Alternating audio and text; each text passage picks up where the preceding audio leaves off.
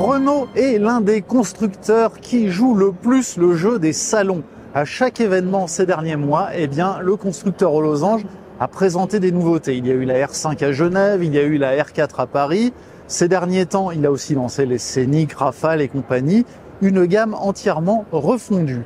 Mais la future star de la marque, eh bien, c'est la Twingo qui arrivera début 2026 dans les concessions. La Twingo, une citadine électrique que la marque nous promet à un tarif inférieur à 20 000 € hors bonus. Donc c'est extrêmement prometteur et cela va contribuer à démocratiser le marché des voitures propres. Alors cette Twingo, elle est là, on l'avait vue à Paris, mais elle est là à Bruxelles. C'est un concept car proche de la série, un concept car dont l'extérieur évolue par petites touches par rapport à Paris, on va le voir, mais aussi un concept car dont on découvre enfin l'intérieur. Allez, venez avec moi, on va aller voir ça de plus près.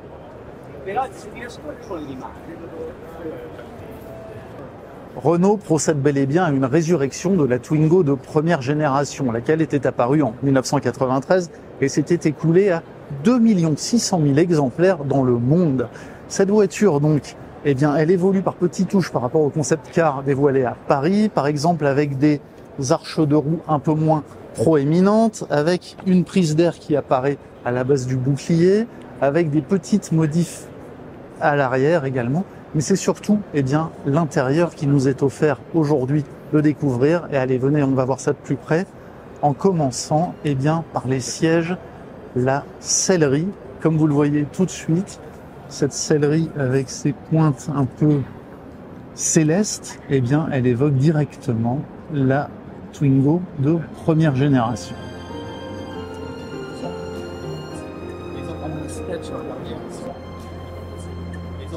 Alors la première question que l'on se pose en découvrant cet habitacle, c'est où est passé le bouton de warning. On se souvient que sur la première Twingo, eh bien, il trônait au sommet, au centre de la planche de bord. Eh bien, il est toujours là, en belle position, mais il a migré ici.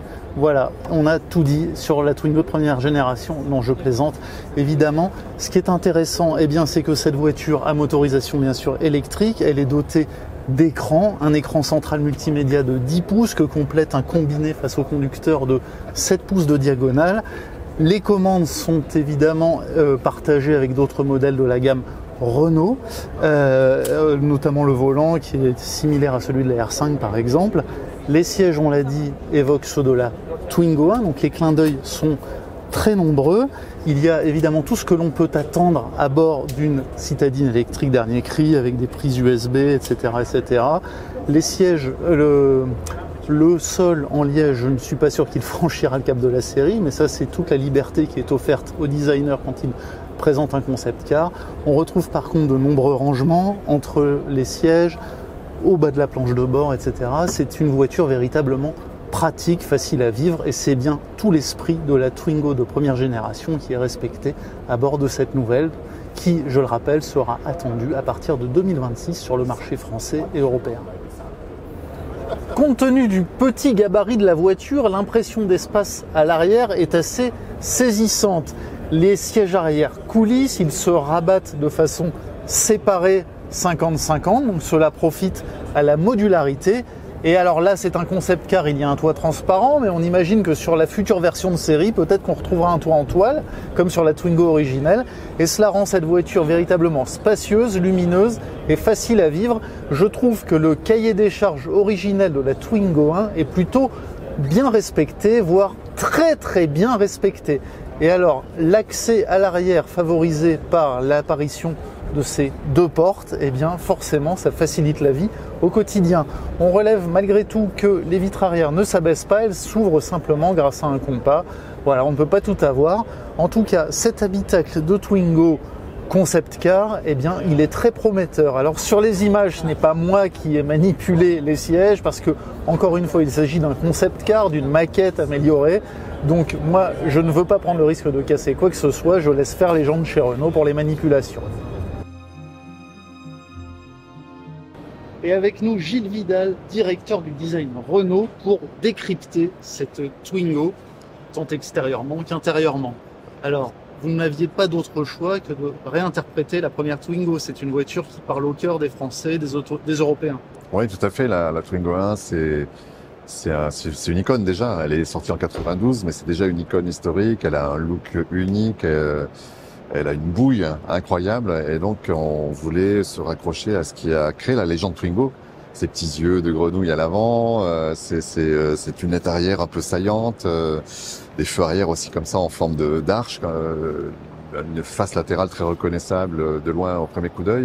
Donc tout ça, c'est des codes super importants qu'on veut réactiver, mais pas de manière nostalgique ou rétro, comme on a pu le faire sur la R5 récemment, mais de manière beaucoup plus moderne et futuriste à la limite. Alors les grandes roues, par exemple, ça peut passer le cap de la série, ou là c'est encore du domaine du concept car, les roues de 18 pouces? Alors les grandes roues, on verra si on met des jantes de 18 pouces ou pas dedans, mais des grandes roues, en tout cas un peu plus grandes que ce qu'on trouve sur le pneu global, hein, sur ce genre de segment, oui, parce qu'on veut des proportions un peu incroyables sur une toute petite voiture. On voit beaucoup de toutes petites voitures avec des toutes petites roues, mais là on veut quelque chose de différent, comme une voiture modèle réduit qu'on aurait agrandi avec des proportions de roues plus importantes. Donc, et ça génère un effet sur la route d'une voiture qui sort du lot, qui est incroyable en proportion. Et ça, on y arrive en tenant un prix de vente à 20 000 euros, ce qui est très important. Ouais. Et 5 portes, c'était une obligation aussi?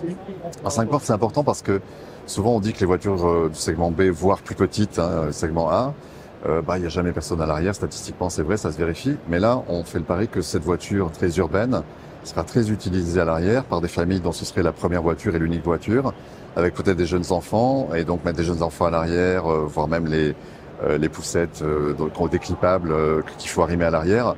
Ça va être un usage important, on pense, pour cette voiture. Donc, ça devient une voiture assez universelle à tout faire, même si elle est toute petite. Donc, les 5 portes, c'est important. Là, on a un concept, on a une banquette coulissante qui sera conservée sur le modèle de série. Tout à fait. Et la banquette 50-50, pareil. Alors, bonne question. On a encore les idées ouvertes sur 2-3 détails comme ça, mais oui, on veut beaucoup de fonctionnalités, beaucoup de modularité dans cette voiture. C'est important. C'était vrai dans la Twingo première génération. C'est quelque chose qu'il faut réactiver. Encore une fois, en tenant ce prix. Donc, c'est ça la performance, je pense, de ce projet qu'on explique volontiers aujourd'hui. Il y aura plein de fonctionnalités ultra pratiques, plein de modularité, voire même des décors dans les panneaux de porte qui sont de la couleur de l'extérieur, mais qui se voient à travers un trou dans le panneau de porte. Donc c'est un décor gratuit, voire même qui génère une économie de poids pour la voiture. Et donc c'est truffé d'idées comme ça, très efficientes, qui rendent la voiture intéressante fonctionnellement, en termes de modularité, en termes d'esthétique pure, mais en maîtrisant complètement le prix, voire en générant des économies par ailleurs. Donc c'est un projet très malin de ce point de vue-là. Dernière question, le bouton de warning, c'était une icône ce bouton de warning en haut de la console centrale sur la première Twingo. Donc là, vous l'avez déplacé là, il est toujours en valeur, mais il peut plus, c'est à cause de l'écran, on ne peut plus le remettre là où il était. Oui, c'est un peu gênant quand on a des écrans tactiles, donc on était très tenté de le mettre comme ça sur le dessus, comme un buzzer de jeu télévisé, mais on a été un peu plus raisonnable. Donc effectivement, il est séparé du reste, il se voit très fort, donc ça reste dans le même esprit, mais raisonnablement en termes d'ergonomie, c'était pas logique dans le monde de demain. Donc mais quand même, on a essayé de respecter un peu l'esprit. L'idée. Ouais, tout à fait. Donc là, c'est l'habitacle, c'est 95% du futur modèle de série. Oui, tout à fait. On est très très proche sur l'extérieur et sur l'intérieur. Et on montre ça volontiers très en avance. Ouais, tout à fait. Eh bien, on a hâte de découvrir ça. Merci Gilles Vidal. Merci, avec plaisir.